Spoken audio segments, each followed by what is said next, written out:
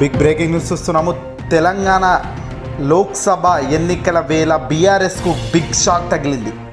కేసీఆర్ కూతురు ఎమ్మెల్సీ కవితను ఈడీ పోలీసులు అరెస్ట్ చేశారు. ఢిల్లీ లిక్కర్ స్కామ్ కేసుల్లో ఆమెను అదుపులోకి తీసుకుంటున్నట్లుగా ప్రకటించారు.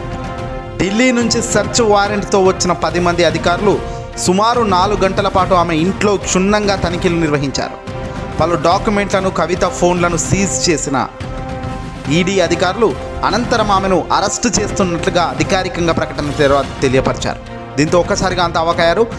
ఆల్రెడీ ఆమె ఇంట్లో సోదాలు నిర్వహిస్తున్నారు అని తెలిసిన వెంటనే కేసీఆర్ హుటాహుటిన కుమారుడు కేటీఆర్, హరీష్ రావులతో కీలక భేటీ నిర్వహించారు. ఎలా ముందుకు వెళ్ళాలి, తనను అరెస్టు చేస్తే న్యాయపరంగా ఎలాంటి అడుగులు వేయాలి అనే దానిపై కీలక భేటీలో సమావేశంలో కేసీఆర్ సూచించినట్టుగా తెలుస్తుంది.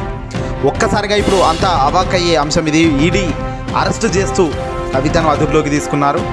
కొద్ది రోజుల నుంచి కూడా తనపై వస్తున్న ఆరోపణలకు తాను కూడా వెళ్ళి వాంగ్మూలాలు ఇచ్చి కూడా వచ్చింది. తను వెళ్ళి కూడా తన స్పీచ్ కూడా ఇవ్వడం జరిగింది.